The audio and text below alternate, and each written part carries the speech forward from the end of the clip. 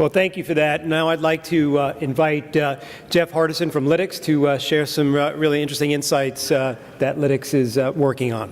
So, Jeff. Jeff Hardison, and I'm with Lytics, and we're a customer data platform, and we work with publishers like Access Intelligence, Source Media, Praetorian, Haymarket, and what I'm going to talk to you today about is how you can use your customer data to make more money from your advertisers, as well as personalize experiences in your marketing and on your site with subscribers. Now, it should be no surprise to you that we produce lots of data. So we're clicking on emails, we're clicking on websites, we're registering for events, maybe we're being entered into a CRM system, and this is creating all kinds of different data sets.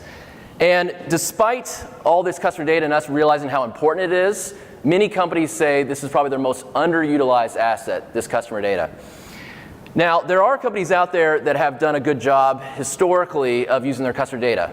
And these are mostly these digitally native companies like Netflix or maybe Amazon or Spotify. For example, Netflix might recommend a certain film to you based on what you've watched. Spotify might recommend certain types of music to you based on what you've listened to. Amazon recommends certain types of products. And they're able to do this in-house. So they have huge data science teams that work on this, lots of software developers, but they're technology companies. And the rest of us don't necessarily have that luxury to be able to tap those type of teams to build something like this in-house. Now, out of all the companies I've worked with, retailers, banks, you name it, B2B publishing companies are the furthest ahead in terms of using their customer data, even more ahead than consumer media companies like The Economist, though they are starting to come up from lagging. And one of the things I've heard from talking to all these B2B media companies is that there's three challenges. There's more challenges, but there's three that are in common that are really motivating publishers to use their customer data. First off, publishers always need subscribers, but now more than ever they need more engaged subscribers. So you're going to have advertisers like myself. I've been buying ads from ad reps for 18 years, and I'm now looking for more engaged subscribers, not just somebody that occasionally interacts with your brand. Second, subscribers want more relevant engagement. Okay, so this means that if you want them to be more engaged with you, you have to be more relevant in your interactions with them. The second challenge that a lot of publishers are looking to overcome is that advertisers like myself are becoming more and more demanding. It used to be that you could just sell a print ad to us maybe for $30,000, and then we started asking for a little bit more accountability, which we were asking for via banner ads or leads from like a webinar. Now what we're saying is, look, we will be okay with less quantity, less leads, less impressions if they're higher quality. So I might be happier with 10 people that are highly engaged with content about products that I sell versus 200 people who maybe didn't even read the white paper they downloaded. Now, the third thing here is that advertisers are faced with limited inventory. I'm used to, as a marketer, having to wait in line for, say, a webinar, or I might have to wait in line for, say, a leaderboard, a certain type of ad unit. And this no longer means that I can just go ahead and work with you anytime I want. I need to wait until you have inventory that's available. What if you could be able to reach people outside of your own networks? So what do? All hope is not lost. I mentioned many publishers that have been able to overcome this by bringing all their customer data together in one place. Now, the good news is there has been this new platform category that's arrived, and we're not the only ones. There's other companies out there that do this, and they're called customer data platforms. So this past week, Publishing Executive Magazine published an article on it.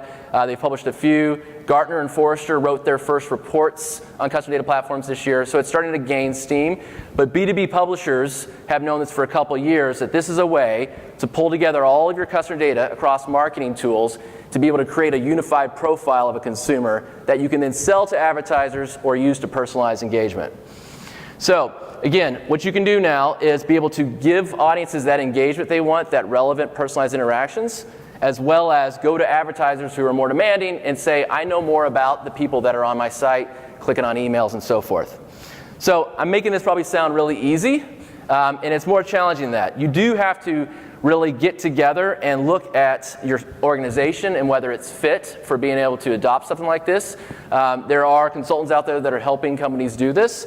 For example, there's also tools that you probably have already in-house that make this challenging because maybe they don't have integrations with customer data platforms and so forth. So you really need to look at both your culture as well as the technology you have to see if you're ready.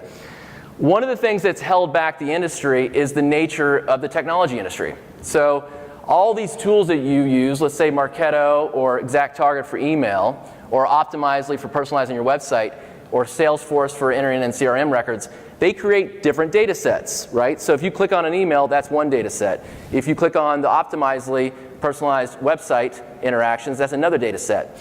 What needs to happen is for you to pull all that data together into one place. And these companies don't have a vested interest in working well together, right? They want you just to work with them. So that's really held back the industry.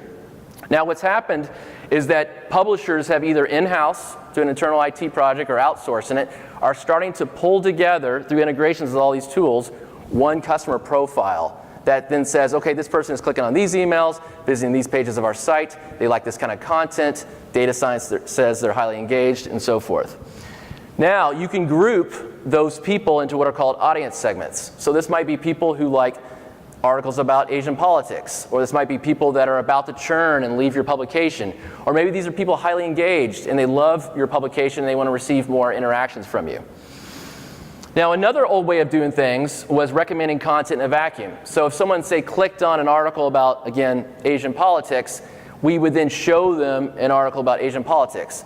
But our affinity for content is much more complex than that. Maybe I just like articles about Asia or just articles about politics. What's needed now is the ability to use data science to comb through a subscriber's interactions across email, many articles to determine what they really like and don't like.